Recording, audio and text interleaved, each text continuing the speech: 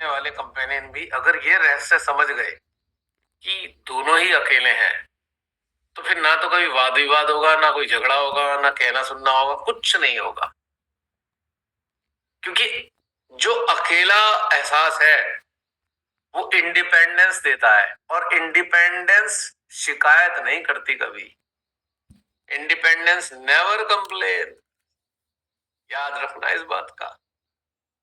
Dependency complains always, but independence never complains.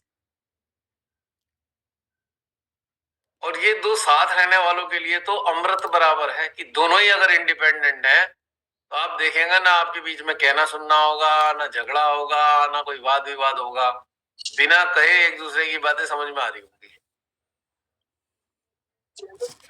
घर घर में बीमारी फैली हुई है, मनमुटाव, वाद विवाद। कारण यही है कि कोई भी ये नहीं समझ पाता कि सब अकेले हैं इस दुनिया में, साथ का तो भ्रम है।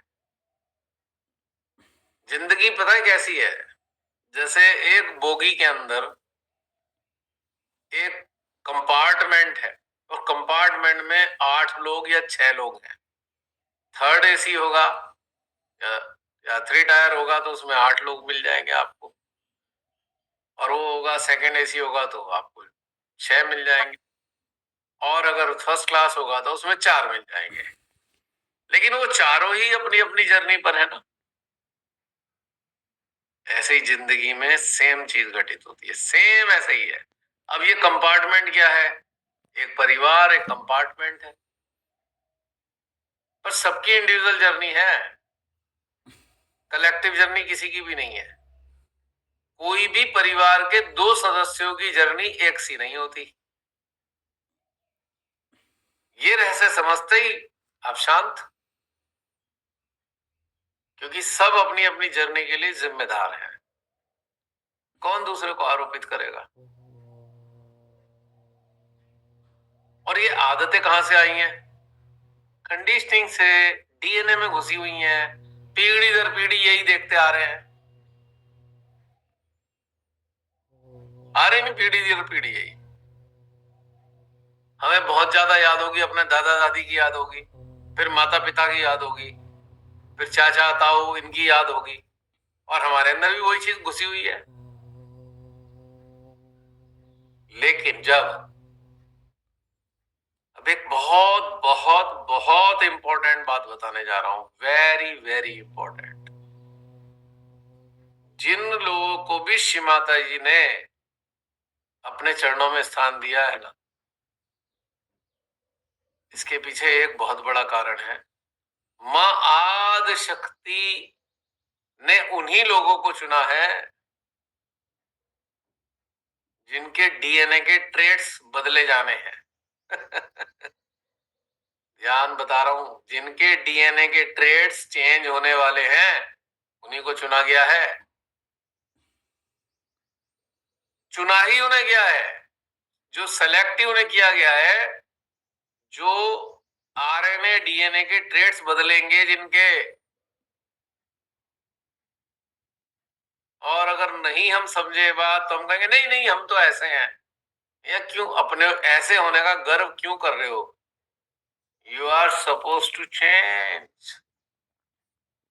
उस जो हो वो चेंज होना है। जी जैसे ये जो अभी चर्चा चल रही है, इस पे मेरा बच्चों के साथ कन्वर्सेशन चल रहा था, तो उनका ये प्रश्न था कि हमें उस टाइम पे पता कैसे चले कि हम गलत हैं। तो ये मैं आंसर नहीं कर पाई थी उनको। आप ये कहती हैं बेटा जी हर एक को पता होता है वो कहाँ गलत होता है। आप प्रिटेंड कर लो कि हमें नहीं पता, पर पता सबको है गलत कहाँ पे हुआ है, क्योंकि कोई हमारा अंदर बैठा हुआ बता देता है इमीडिएटली कि ये गलत हो गया। अब माइंड मेरी बिटिया पास ही बैठी है, थोड़ा सा इसको।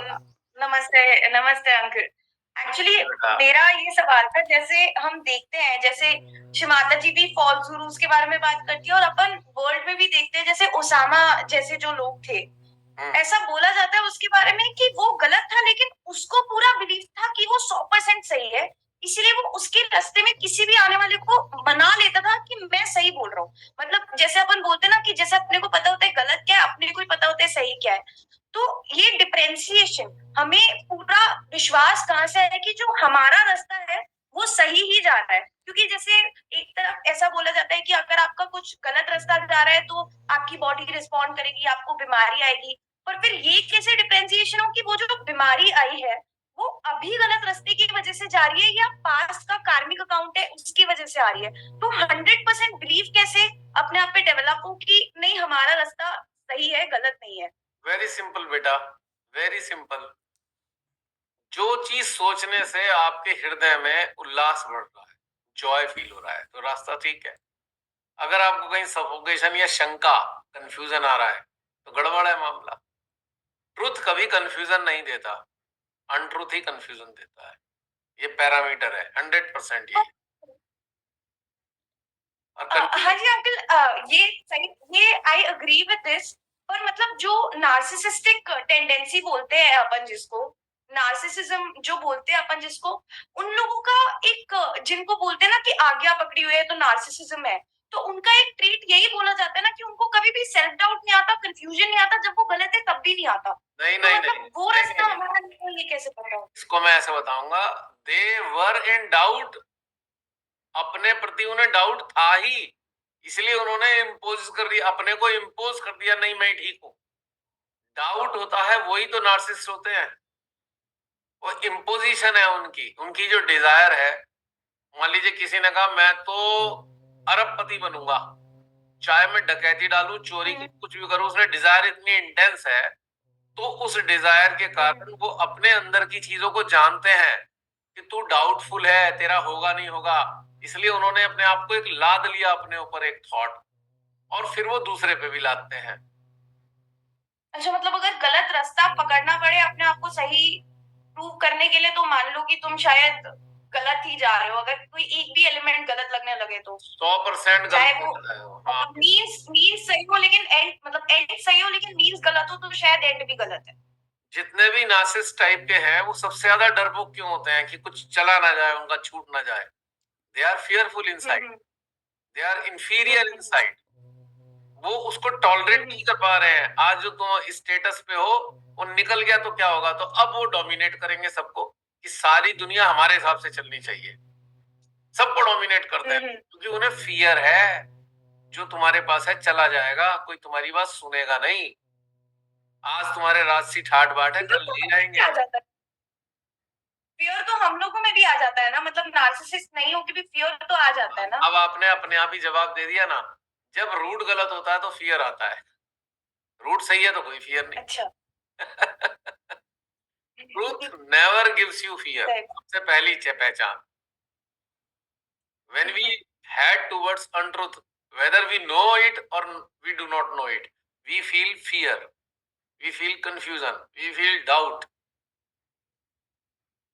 ये जितने स्टार्टिंग से तो नहीं हो जाता ना, लेकिन है बेटा, आप मतलब जैसे अब आगे जाके, जैसे अब जब एक सर्टेन सेंस डेवलप हो जाती है तब तो एकदम ट्रूथ से कभी फियर नहीं आता। लेकिन जब हम कोई नए रास्ते पे चलते हैं तो, और जब हमें ये समझ नहीं होती कि फियर एग्जैक्टली क्या है, तो ट्रूथ भी फियर दे देता है ना। No no no, truth fear नहीं देता। फियर वहां से आता है कि ट्रूथ के कारण हम ये चीज अचीव ना कर पाए कहीं। ऐसा ना हो कि ट्रूथ तो हम जानते हैं कहीं ना कहीं, कहीं ट्रूथ है, उससे डर इसलिए लग रहा है कि जो हम पाना चाहते हैं वो पा ना पाए कहीं, इसलिए आता है डर। ट्रूथ नहीं दे रहा है। तो डिफरेंशिएशन कैसे करेंगे हम, स्टार्टिंग अर्ली स्टेज में कैसे डिफरेंशिएशन करेंगे? मैंने अभी तो बताया, जिससे जॉय फील हो ट्रूथ नहीं, वही ट्रूथ है और वही सही है रास्ता। अब आप ये बहुत आसानी से, आप A option, B option, C option, D option, 4 option लेके चलिए। हर ऑप्शन पे फोकस करके देखिए कि जॉय कहां से फील करता हूं मैं, करती हूं मैं, पता आंसर आ जाएगा। Joy, thank you. Joy, truth, truth he Joy देता है, अनट्रूथ कभी जॉय नहीं देता। हैप्पीनेस दे सकता है पर जॉय नहीं दे सकता। और हैप्पीनेस टेम्परेरी होती है, अभी आई कभी चली गई, लेकिन जॉय परमानेंट है। क्लियर हो गया बेटा? हाँ जी, थैंक यू। और जिंदगी का डिसीजन लेना बहुत आसान है। आप हर चीज में इसी पैरामीटर पे जाओ, अब जैसे बच्चे पढ़ते हैं, आप लोग पढ़ते हैं, कौन सा सब्जेक्ट लें? आप साइंस पे फोकस करो। साइंस पे फोकस करके कैसा लग रहा है अंदर? अरे बड़ा डर लग रहा है, छोड़ दो, तुम्हारे मतलब की चीज नहीं है, लीव इट। आपने कहा आर्ट, हाँ इसमें बहुत मजा आ रहा है, अडॉप्ट इट। बड़ा आसान है जीवन जीना, हर चीज में अप्लाई कर सकते हो इसे। क्योंकि क्योंकि जॉय, जॉय किस, जॉय कौन प्रोड्यूस कर रहा है? हमारा सोल। सोल को क्या चीज पसंद है? ट्रुथ। जो लोग दुखी होते हैं वो कौन लोग होते हैं? जो सोल के अगेंस्ट चले गए वो दुखी हैं। और वो कर क्यों रहे हैं ऐसा काम? क्योंकि उनकी कंडीशनिंग है, कंडीशनिंग है, कोई थॉट है, कोई डिजायर है। लेकिन सोल के अगेंस्ट जाएंगे, जॉय खत्म हो जाएगा। सोल के सहयोग में चलेंगे, जॉय बढ़ता चला जाएगा। क्योंकि सोल ही यहाँ पर जर्नी पर है, कोई और जर्नी पर नहीं है सोल के अलावा। सोल आपको इंटरनली इंस्पिरेट करती है, हार्ट में इंस्पिरेशन देती है, do this you feel Joy, do this you feel Joy. और जैसे ही माइंड डोमिनेट करने लगेगा, माइंड सोल को सप्रेस करता है, सोल को सफोकेशन होने लगती है। फिर आपको दुख महसूस होता है, आपको डर लगने लगता है, आपको कंफ्यूजन आता है, आपको डाउट आता है। What is the doubt?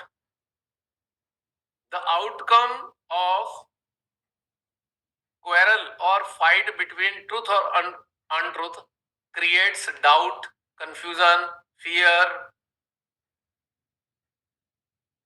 इन दो चीजों के बीच में झगड़ा हुआ और आउटपुट क्या है इसका? कंफ्यूजन, डर, ये सारी चीजें।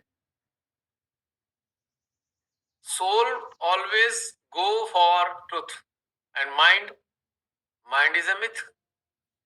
So you can easily understand what will happen. So you just decide कि आपको किसके डोमिनेंस में चलना है, माइंड के या किसके गाइडलाइन में चलना है, हार्ट के। हार्ट मीन्स सोल, और माइंड का पता ही आपको है, माइंड मीन्स डेविल, डीमंस। वही सारी चीजें पैदा करते हैं। अब ट्रुथ पे चलने से डर किसको लगता है? आपको डर नहीं लगता, जो डेविल बैठा है, जो आज्ञा में डेमन आ गया है टेम्परेरी तौर से, उसे डर लग रहा है, इसलिए आपको रेजिस्ट कर रहा है वो ट्रुथ पे चलने में। दे आर स्केयर्ड कि उनका साम्राज्य बंद हो जाएगा, उनके ताला लग जाएगा उनकी दुकानदारी पे, डेविल्स की। तो उन्हें डर लगता है, वो डर आपके उसमें आता है, अंदर फील होता है आपको, माइंड के अंदर। आप उसकी गाइडलाइन में चलेंगे, डर तो कोई सकता ही नहीं पूरी। हाँ बेटा जी, समझ में आ गया? Are you there?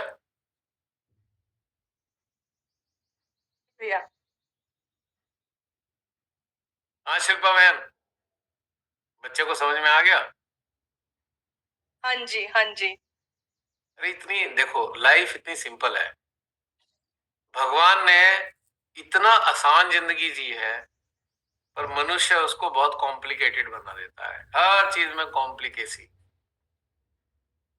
हर चीज में कॉम्प्लिकेसी, हर जगह किचपिच किचपिच किचपिच। जब देखो, मान लीजिए प्राची है, प्राची को अगर ये विश्वास है कि मैं प्राची को सही बात बोल रहा हूं, ठीक है, तो ठीक है। अगर फेथ है तो प्राची को जो बताया जाएगा वो कहेगी हाँ भैया ठीक है। अगर उसको समझ में नहीं भी आ रहा है, तो कहीं ना कहीं है कि चीजें सही बताई होंगी, क्योंकि कहीं ना कहीं फेथ का कारण होता है। फेथ आ गया, डेवलप हो गया।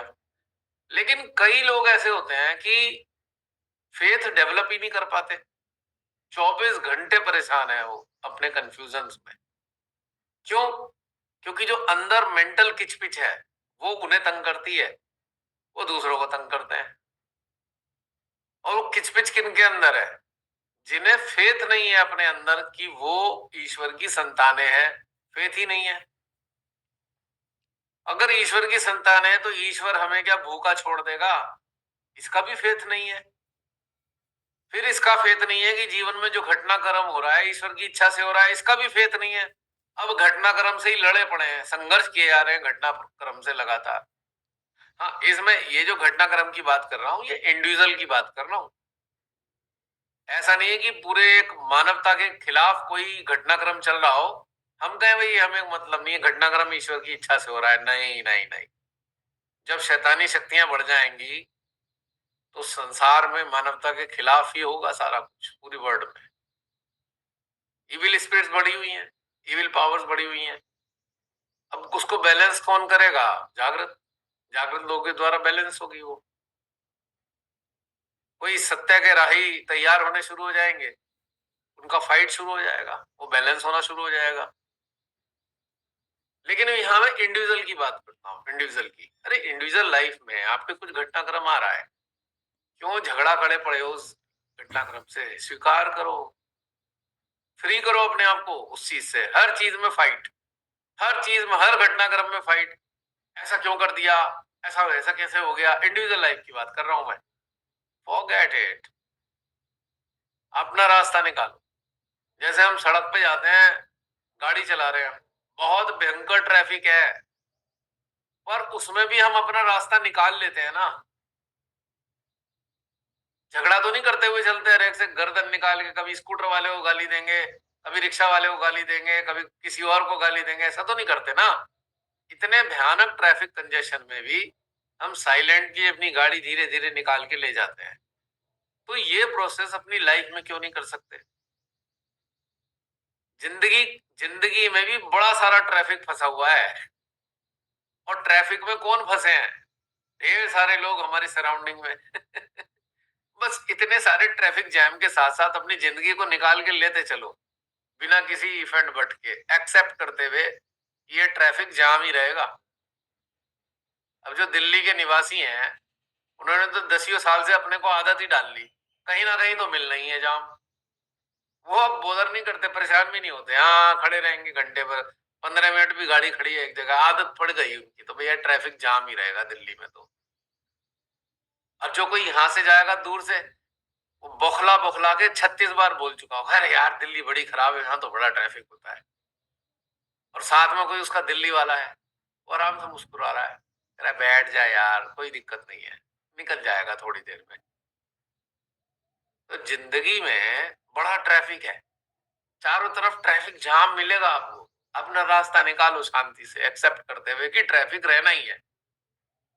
घटनाओं का ट्रैफिक है, घटनाएं दुनिया भर की घटित होती रहेंगी, उसका ट्रैफिक है। बेकार के उलझन में फंसाओ मत, अपना निकाल लो रास्ता।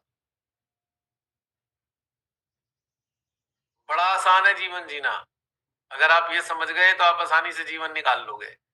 वरना हर जगह फंसे रहोगे, अभी इससे लड़ोगे, कल उससे लड़ोगे, परसों उससे लड़ोगे, लड़ते ही लड़ते लड़ते ही लड़ते जीवन चलता रहेगा।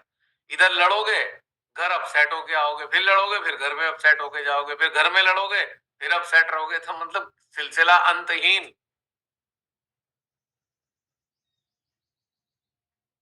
अब बहुत से कहेंगे बाहर तो है, घर में, अरे घर में भी वही ट्रैफिक है। घर में कोई अलग से नहीं आया है, वही बाहर वाला ट्रैफिक घर में आया है, बस उस पर टैग लगा हुआ है परिवार। अंतर कोई नहीं है, डीएनए सबका वैसे ही मिलेगा आपको, जो बाहर है वही घर में मिलेगा आपको, कोई अंतर नहीं है। डीएनए जब चेंज होता है जब कोई साधना से जुड़ता है। अब कोई टेक्निकली कहेगा भाई कैसे, आखिर मान कैसे ले साधना से डीएनए चेंज हो जाएगा? बहुत आसान है इसका आंसर देना। देखो, आप साधना से जुड़ते हो तो फिर जुड़ते किससे हो? क्रिएटर से, अपने मैन्युफैक्चरर से, जिसने हमें बनाया है। ठीक। और जब ये मैन्युफैक्चरर देखता है कि 40 साल पहले जो गाड़ी उसने बनाई, मैन्युफैक्चरर ने 40 साल पहले जो गाड़ी बनाई, उस वक्त यहाँ पॉपुलेशन कितनी थी? 50-60 करोड़ मुश्किल से। उस हिसाब से उसने गाड़ी डिजाइन कर दी। आज पॉपुलेशन है 140 करोड़, आज उस हिसाब से गाड़ी डिजाइन की। पहले लोग भी कम थे, बहुत सारी फालतू की चीजें नहीं थी, तो गाड़ी आती थी पर उनमें एसी नहीं होते थे, एयर कंडीशन होते नहीं थे, क्योंकि जरूरत ही नहीं पड़ती थी। और पूरा टेम्परेचर, भयंकर गर्मी में 32 से 35 डिग्री तक जाता था खाली, मुझे याद है 30 से 35 डिग्री से ज्यादा टेम्परेचर नहीं होता था भयानक गर्मी में भी। गूगल में देख लेना 40 साल पहले कितना टेम्परेचर था। तो जब इतना टेम्परेचर जा ही नहीं रहा तो एसी की जरूरत नहीं है।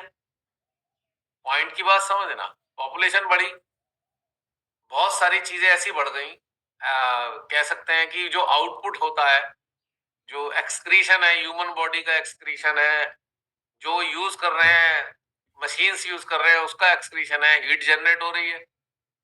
अब पहुंच गया टेम्परेचर 45 डिग्री। अब 45 डिग्री में तो आदमी कैसे रहेगा?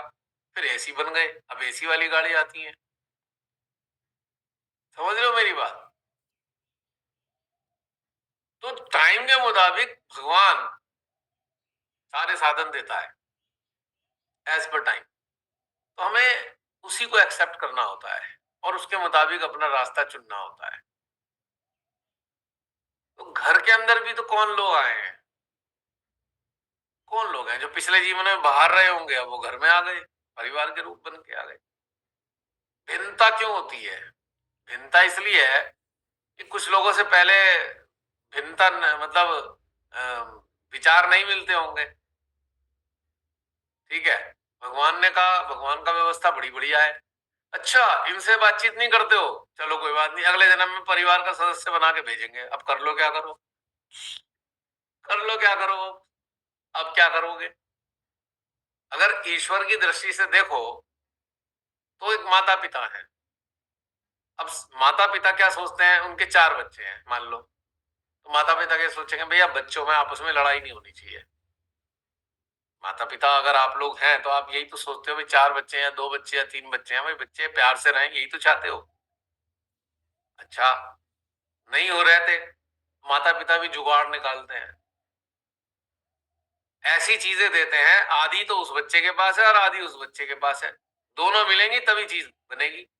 समझदार माँ बाप ऐसी करेंगे कि ऐसी चीजें दे दो जो दोनों के सहयोग से चलेगी। तो फिर बच्चों को भी समझ में आता, भैया उसकी तो सहायता लेनी पड़ेगी जिससे तू मुंह बना के बैठा हुआ है। तो भगवान भी फिर ऐसी जुगाड़ करते हैं, अच्छा इस जन्म में बहुत लड़ रहे थे, चलो अब अगली बार तो तुम्हें परिवार का सदस्य बना के भेजता हूं, अब क्या करोगे?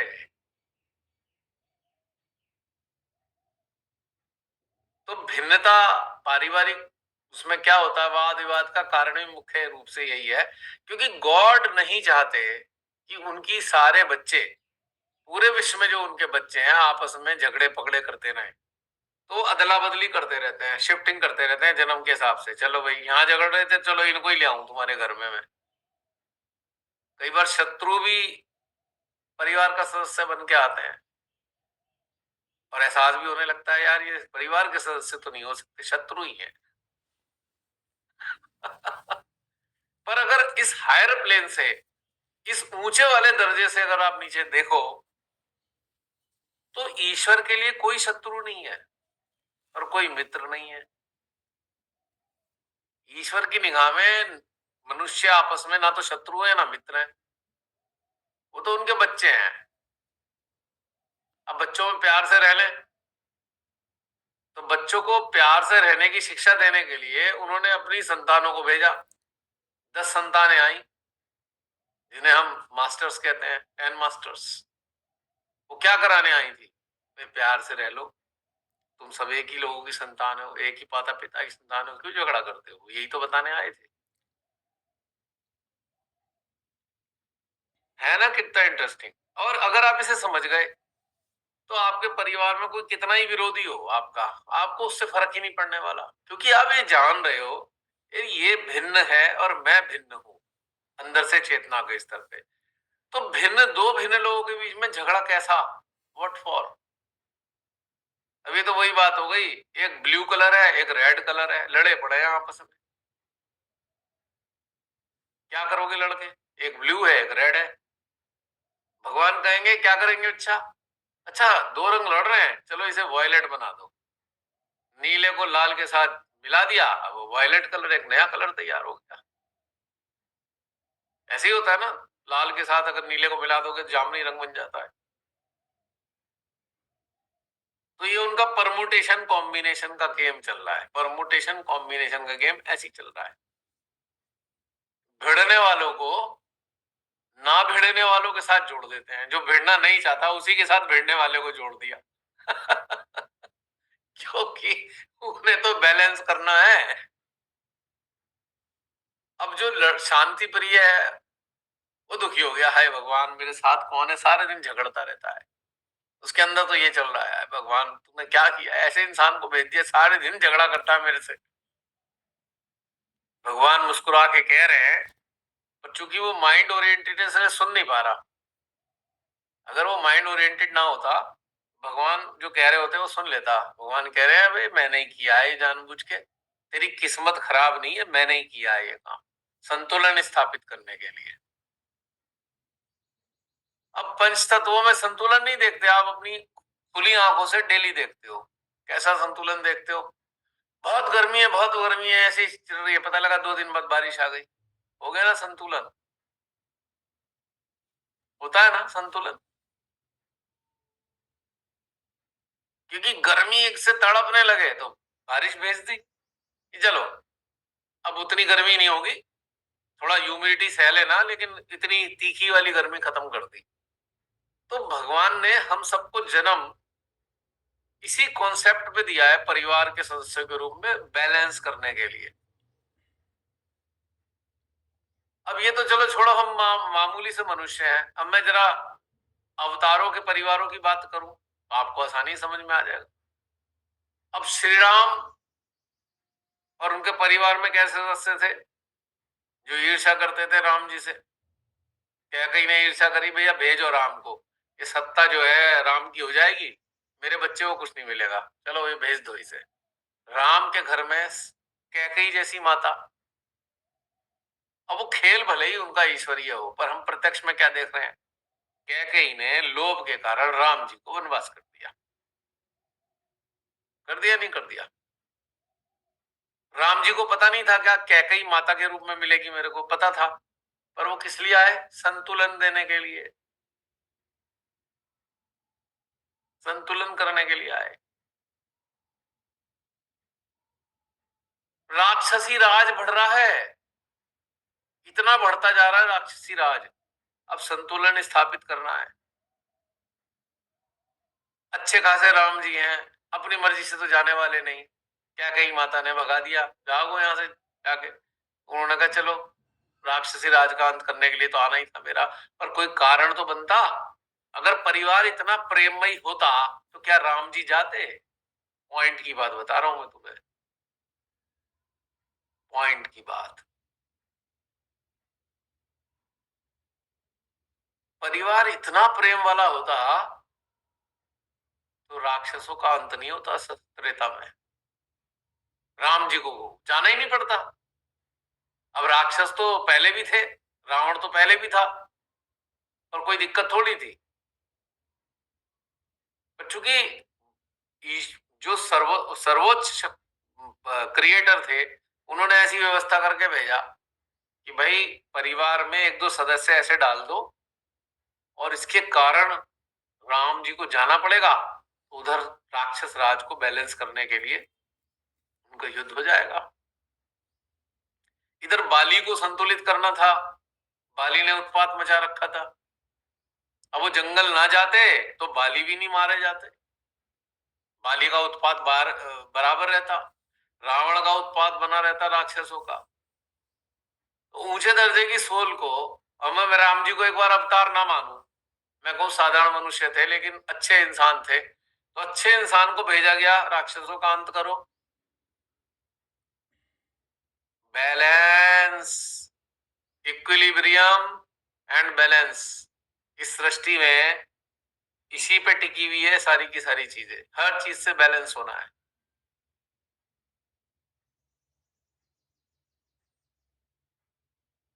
सहज योग दिया श्री माता जी ने, सुनना यूट्यूब वालों, अच्छी तरह समझ लो, यूट्यूब देखने वालों बहुत अच्छे समझना अब जो बोलने जा रहा हूं। श्री माता जी का भाव था लोग जागृत होंगे, सहयोगी के रूप में डेवलप होंगे, और इस सृष्टि में धरती पे संतुलन की स्थापना होगी, जो भी चीज नकारात्मक है वो संतुलित होगी। मैं नष्ट करने की बात नहीं कर रहा हूं। I am not talking about elimination, I am talking about balance and equilibrium. तो उन्होंने कहा ये मेरे बच्चे तैयार होंगे, ये जागरूक होंगे, शक्तियां इनसे कार्य करेंगी, तो जितनी भी सृष्टि में नकारात्मकता है वो बैलेंस हो जाएंगी। बड़े अच्छी बात बताई श्रीमती ने, इतने सारे लेक्चर दे दिए साक्षात रूप में जब वहां रही। हाँ सहयोगी बढ़िया बढ़िया बढ़िया, जो भी चलता रहा वॉट एवर। हालांकि उनके काल में भी कुछ पागलपना करना शुरू कर दिया था। जो उनके साथ चलते थे लोग, उन्होंने राक्षस बनकर, रावण बनकर काम करना शुरू कर दिया था उनके रहते रहते ही।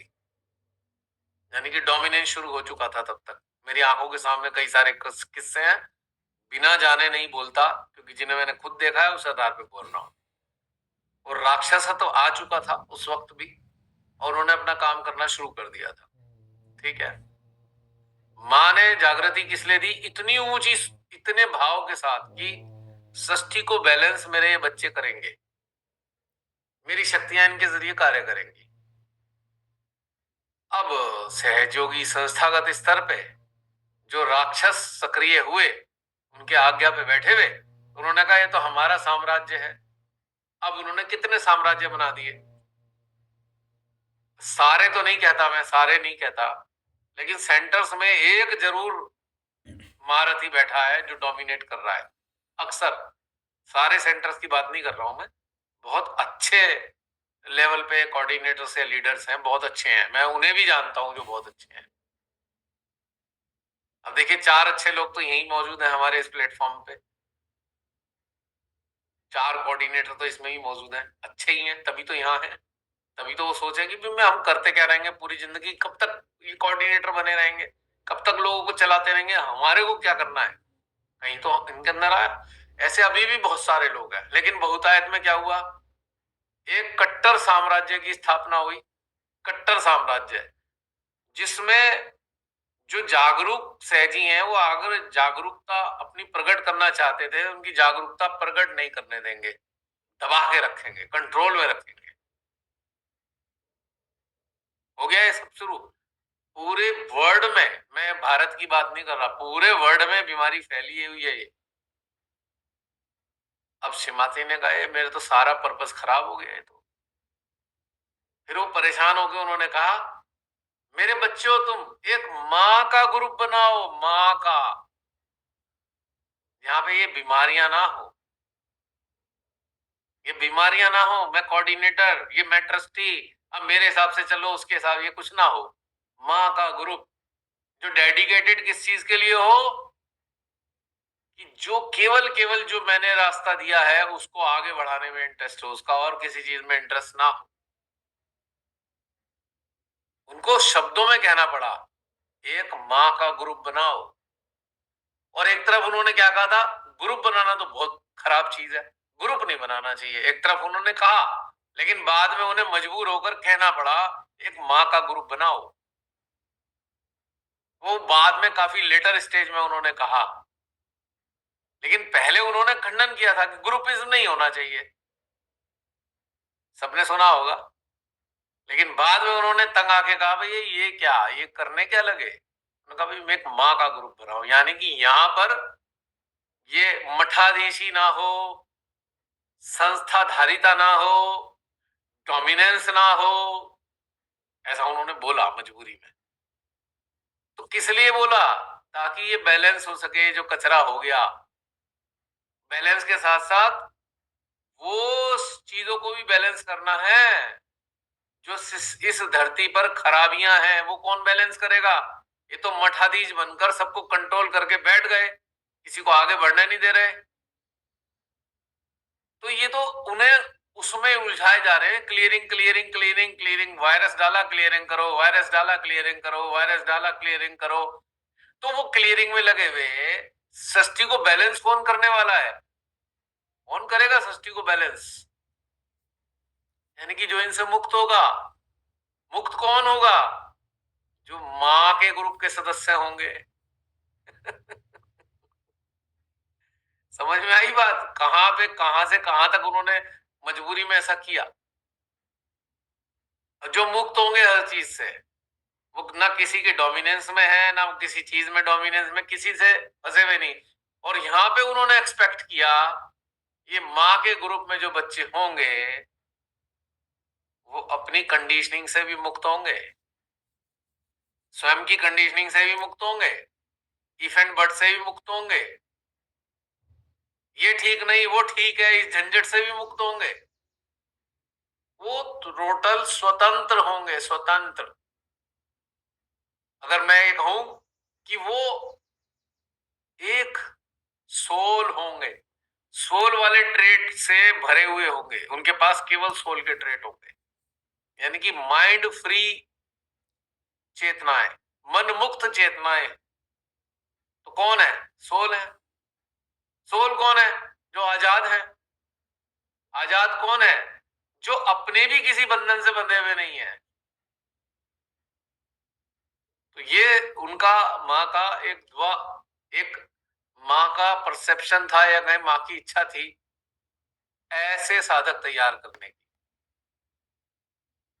क्योंकि बंधे हुए लोग क्या करेंगे बैलेंस? खुद से ही बंधे हुए हैं तो खुद ही असंतुलित है। जो बंधा हुआ है अपनी किसी चीज से वो तो असंतुलित है, और जो असंतुलित है वो संतुलन कैसे स्थापित करेगा सृष्टि में? कितनी बड़ी जिम्मेदारी है ये। अब यहाँ एक्सक्यूजेस नहीं चलते, नहीं नहीं नहीं हम ऐसे हैं, हमें ऐसा हो जाता है ना, ये एक्सक्यूजेस नहीं चलते यहाँ पे। अगर ऐसा हो जाता है तो ठीक करो, करो ठीक ही से। This is your responsibility to correct yourself. क्योंकि माँ ने आपको अपना बच्चा बनाया, स्पेशल चाइल्ड बनाया, अपने ग्रुप का सदस्य बनाया। इसलिए नहीं कि आप एक्सक्यूजेस देते रहे, नहीं मैं ऐसा हूं, नहीं मेरी तो आदत ऐसी है, नहीं मैं तो ऐसा सोचता हूं, मेरी तो जिंदगी में ये प्रॉब्लम थी, मेरी तो जिंदगी ऐसी है। It is all useless. Bharat Pakistan के बॉर्डर पे खड़ा हुआ सैनिक क्या ये कहेगा मेरी आदत ऐसी है, मेरी आदत वैसी है, मेरा परिवार ऐसा है, मेरी ये प्रॉब्लम? क्या वो कहेगा ये बात? उससे तो दिमाग में भी नहीं आने की ये बात।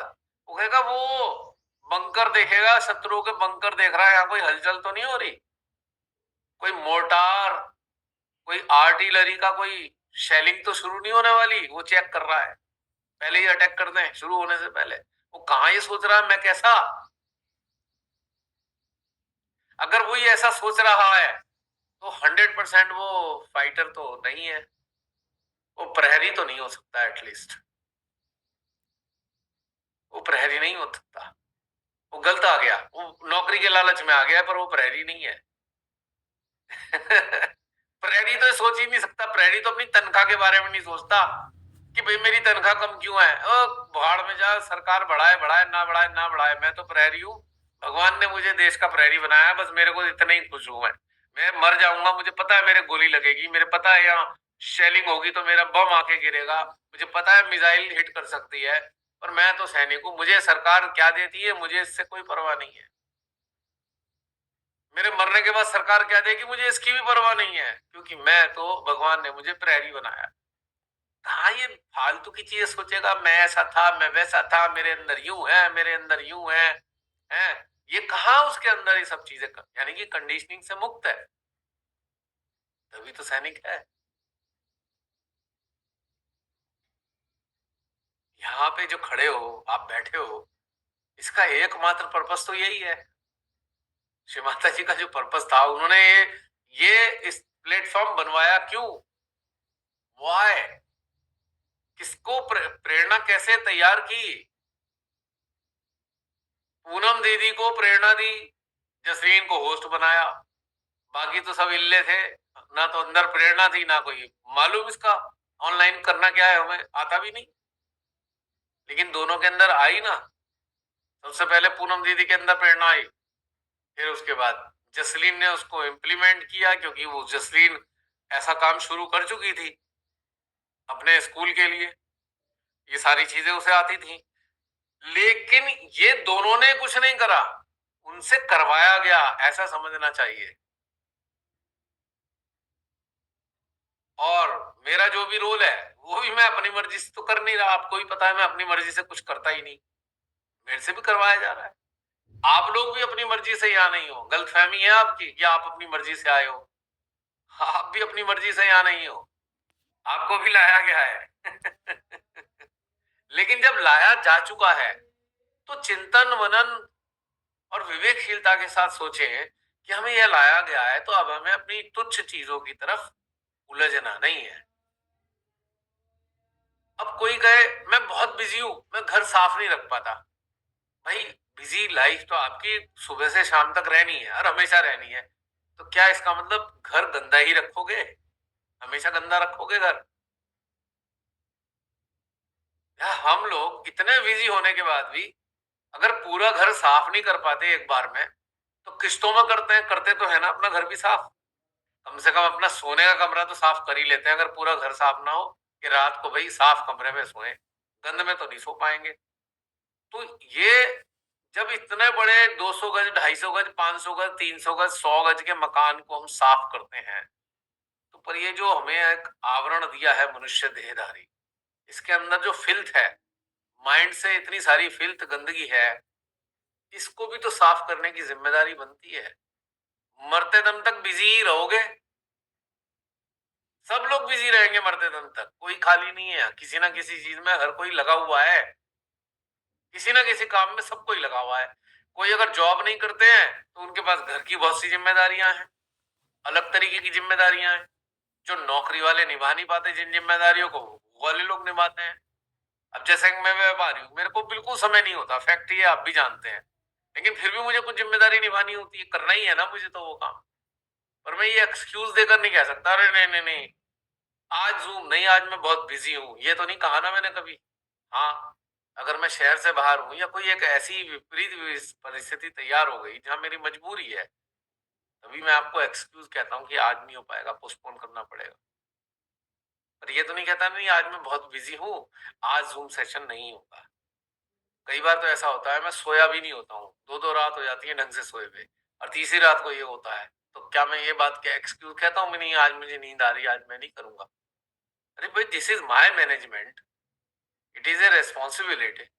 अगर रोजगार की रेस्पॉन्सिबिलिटी हमारी है, तो ये भी एक डिवाइन रेस्पॉन्सिबिलिटी हमारे पास है। इसमें एक्सक्यूजेस का मतलब क्या होता है? देयर इज नो नो वे। अब एक्सक्यूज दे किसको रहे हम? खुद को। फिर मिलने वाला क्या है? मिलने वाला क्या है? हमें ही मिलने वाला है। कुछ नहीं मिलेगा। मरने के बाद हम भी एक दूसरे के कान में फुसफुसाते डोलेंगे, अरे भैया प्रार्थना कर दो, थोड़ी माँ से प्रार्थना कर दो। हम में से कोई फुसफुसाएंगे एक दूसरे के कान में जाके, भैया फंसे पड़े हैं, दे दो, माँ से कह दो जरा, हम तो कह नहीं पा रहे। अब जब जीवित थे तब हमने इस महत्व को नहीं समझा कि जीवित रहते हुए तो माँ से बहुत कुछ कह सकते हैं, मरने के बाद माँ से भी कुछ नहीं कह सकते। जिस अवस्था में मरे वैसी रह जाएंगे, जिस मनोदशा में रहे और वैसे ही रह जाएंगे, कुछ नहीं कह सकते। तो मैं सोचता हूं हम जब मरे तो हमारे अंदर एक वॉरियर वाली इंस्टिंक्ट होनी चाहिए। तो ऐसे मरेंगे तो पता लगा मरने के बाद भी हमारे हाथ में तलवार होगी, सारे ये एलिमिनेशन प्रोसेस चल रहा होगा मरने के बाद भी। अब मरगिल्ले और रोते धोते से मरे, क्या करेंगे भाई मरने के बाद भी, क्या होगा? अब क्या समझते हैं, हमारे भगत सिंह हैं, राजगुरु हैं, सुखदेव हैं, और हमारे अमान उल्लाह खा, अशफाक उल्लाह खा, क्या ये खाली बैठे होंगे? क्या आपको लगता है खाली बैठे होंगे चंद्रशेखर वगैरह? अभी भी अपना काम कर रहे होंगे ये कहीं ना कहीं, ये किसी को प्रेरणा दे रहे होंगे इनके आज्ञा में घुस के, चल क्या मरगिल्ला सा हो रहा है, चल भगा इन गुंडों बदमाशों को यहाँ से। ये खाली नहीं रहते, ऐसी चेतनाएं कभी खाली नहीं रहती, और ऐसी चेतनाएं अपनी जिंदगी की नहीं सोचती, हाँ हमारी जिंदगी में क्या मिलने वाला है, हमें कुछ नहीं सोचते। They are fighters. उसी के कारण हमारा भारत कितनी बार गुलाम हुआ, कितनी बार आजाद हुआ, इन्हीं लोगों के कारण हुआ है, कोई और नहीं आया कहीं से। अगर हमारे अंदर ये फीलिंग है, अब मान लो हम सब मरे, तो क्या हम गुलामी पसंद करेंगे मरने के बाद भी किसी की? नहीं करेंगे ना। जैसी अपनी वृत्ति बनेगी वैसे ही हमारा बात का भी व्यवहार होगा, निश्चित रूप से। हर बार जन्म लेंगे, हर बार वॉरियर के रूप में ही रहेंगे। देखो सेंट्रल हार्ट कैसे खींचने लगा है, फील हो रहा है इन सारी बातों पे? ऐसा शानदार वैक्यूम बन रहा है इस वक्त सेंट्रल हार्ट में, गौर करके देखो। अनुमोदन मिल रहा है अंदर से, हाँ ठीक है ठीक है ठीक है। और बहुत सारे श्री माता जी के साथ बैठे हुए होंगे ना सारी चेतनाएं, ये वो भी खुश हो रही हैं ये वाली बातें सुन के। या ये कहूं यही प्रेरणा दे रही है ये बात कहने की, तो भी कोई ताज्जुब की बात नहीं है। मैसेज कैसे जाए, यानी कि समझ लो ये चेतनाएं ऐसी अवस्था में है खुद सामने नहीं आ सकती, उनके पास ऐसा डायमेंशन है कि डायरेक्ट सामने आके बात नहीं कर सकती, तो किसी का सहारा लेके बोल रही है ना ये इस वक्त भी। जब भूत बोल सकते हैं तो ऊंचे दर्जे की चेतनाएं नहीं बोल सकती क्या? भूत भी किसी का सहारा लेके बोलते हैं, और उच्च दर्जे की चेतनाएं भी किसी के माध्यम से बोल सकती है, मैसेज दे देती हैं। अब आप सबके हृदय में जो कुछ नई नई चीजें कहां से आती है, कौन देता है ये? आप सोचते होंगे कल तो थी नहीं मेरे अंदर ये, आज कहां से आ गई ये? वहीं से आती है। जब आप सत्य के साथ इंटरेक्ट करते हो तो सत्य के साथ भी असंख्य चेतनाएं हैं जो सत्य की रक्षक हैं, वो आपको सहयोग करती हैं, वो आपको देती हैं सारी चीजें।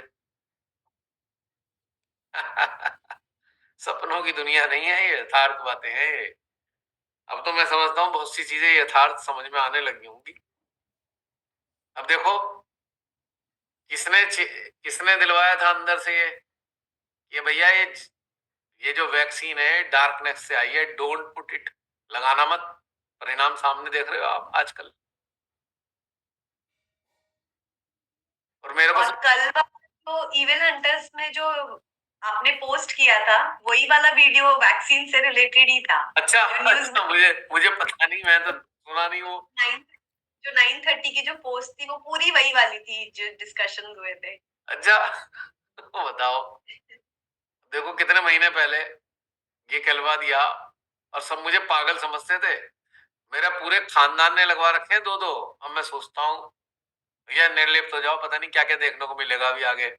मतलब कल वाली जो न्यूज थी दोपहर की और वो रात वाला जो टेलीकास्ट था, ऐसे लग रहा है कि वो टेलीकास्ट बाद में मतलब पहले हो गया है, आप इतना क्लियरली बता रहे थे उसमें। अच्छा, मैंने सुना नहीं कौन से नंबर का था वो, नंबर नहीं मुझे मुझे याद तो कि था नहीं। कल वाला जो 200 है, कल रात में जो पोस्ट अच्छा किया वो था। 234 या 236 होगा, कुछ ऐसे ही था। हाँ, पुराना 200 वाला है, वाली। पुराना वाला। ओके। हाँ हाँ, तो आई ओपनर ऑलवेज। तो इस चीज से भी एक चीज तो प्रमाणित होती है कि कोई तो अंदर है जो बताता है सही। अब वो काल याद करो कितना भयानक काल था, और जो मना कर रहे थे उन्हें लोग पागल कह रहे थे, उससे दूर भाग रहे थे। अरे ये वायरस फैला देगा, ये इंजेक्शन तो लगवा नहीं रहा, इससे दूर हो जाओ। मैं खुश हो रहा था, अच्छा है मेरी जान छूट गई, दूर रहो, फालतू लोगों के पास वैसे भी नहीं जाना। अब उन्हें याद आ रही होगी मेरी बातें। अब जब ये सारी रिपोर्ट आ रही है, रोज देखते तो होंगे न्यूज में, अब उनके दिल में धड़ धड़ धड़ धड़ धड़कन हो रही, क्योंकि बेटा तुम कब निपटोगे पता नहीं। अब वो ये सोचते होंगे बेटा तुम कब निपटने वाले हो, कब तुम्हारा हार्ट अरेस्ट होने वाला है। वैसे मैंने बहुत से लोगों से कहा है, मैं इस प्लेटफॉर्म पे ही बोल देता हूँ, जिन लोगों ने भी डबल डबल डोज ली या ट्रिपल डोज ली हैं, जो भी लोग इस वीडियो के माध्यम से इन तक जा रही हैं, मेहरबानी करके बहुत ज्यादा हाइपर एक्टिविटी वाले चीजों से बचें, जिससे बहुत ज्यादा श्रम करना पड़ जाए, भागा दौड़े करनी पड़ जाए। क्योंकि अगर क्लॉटिंग कहीं ना कहीं हुई भी है तो आप जितनी तेज भाग दौड़ जरूरत से ज्यादा करोगे, वो ब्लड बहुत तेजी से सर्कुलेट होगा और उतनी जल्दी आपके हार्ट तक पहुंचेगा या ब्रेन तक पहुंचेगा। और जैसी क्लॉट ब्लड का वहां पहुंचेगा हार्ट में या ब्रेन में, तो अरेस्ट होना ही होना है, सीजर होना ही होना है, कोई पॉइंट नहीं है ना हो। अब होता क्या है, मैं हालांकि मैं तो डॉक्टर नहीं हूं, पर सुना है मैंने 72,000 नाड़ियां होती हैं शरीर में, 72, 72,000, और कहीं क्लॉटिंग हो गई गलती से तो ट्रैवल करते करते कई साल भी लग जाते हैं हार्ट तक आने में, 1 साल 2 साल 3 साल, या ब्रेन तक आने में। क्लॉट हो गया, जैसे ही बॉडी में वो पॉइजन गया, अब जैसे सांप है, सांप के काटने से लोग मरते क्यों हैं? क्योंकि सांप का जहर क्लॉटिंग करता है। अलग अलग वैरायटी के सांप हैं जहरीले, तो उनकी जो इंटेंसिटी ऑफ पॉइजन है उस पर क्लॉटिंग डिपेंड करती है कि किसी की तो बहुत बहुत हाई है वेनम, बहुत तेज वेनम है, तो एकदम क्लॉटिंग हो जाती है। किसी की कुछ समय बाद क्लॉटिंग होती है, थोड़ा टाइम मिल जाता है। तो जहर जो है क्लॉटिंग ही करता है ब्लड में, इसलिए डेथ होती है। सांप के जहर से डेथ नहीं होती, जहर के कारण जो क्लॉटिंग हो गई है, और वो क्लॉटिंग घंटे 2 घंटे में हार्ट या ब्रेन तक पहुंचती है और उसके बाद डेड हो जाता है इंसान। इसलिए कहते हैं ना, जहां काटे उस विष को निकाल दो, किसी तरीके से बाहर निकाल दो, तो थक्के नहीं जमेंगे खून के। तो ये जो वैक्स है, इनके अंदर थक्के जमाने वाले ही चीजें, पॉइजन पड़े हुए हैं। इसमें 70 किस्म के जहर हैं, 70 पॉइजन। मैंने पहले ही बताया था, आर्टिकल भी लिखा था, क्योंकि मैंने स्टडी की इसमें डाला क्या गया है, उसके बाद मैंने बोला है। मैं अपनी तरफ से नहीं बता सकता ये वाली बातें, क्योंकि मैं कोई साइंटिस्ट तो हूं नहीं, ना मैं पैथ में टेस्ट करके बता सकता हूँ उस चीज को, मुझे इसका ज्ञान नहीं। लेकिन स्टडी करी, बहुत सारे बड़े बड़े जो साइंटिस्ट थे उन्होंने बताया इसके बारे में, तब मैंने उसकी स्टडी करी। तब मैंने आप लोगों से कहा था कि बहुत खतरनाक जहर है इसके अंदर। अब वो सामने आ गया, क्या बोलते हैं, थ्रोम्बोसिस हो गया है, जब जगह जगह जम जाती हैं सारी चीजें। अभी 1 मिनट होगा, खत्म हो जाएगा। तो ये एक प्रूव हुआ ना, जो 3 साल पहले घटनाक्रम हुआ, वो आज सामने प्रूव हो गया ना, पूरा वैलिडेशन के साथ हुआ, एविडेंस के साथ हुआ, पूरा आ गया ना। सारे षड्यंत्र एक्सपोज होंगे, कोई बचा नहीं सकता। प्रकृति रिकॉर्ड करती है सारी चीजों को। देखो, अभी लेफ्ट हार्ट में पेन आ रहा है, ये बातें करके मेरी बातें जहां तक पहुंच रही हैं, आप ही लोग नहीं, वो जो आने वाले समय में 8 महीने बाद देखने वाले, वहां तक मेरी बातें पहुंच गई, और रिफ्लेक्ट होके पेन आ रहा है लेफ्ट हार्ट में उनका। जो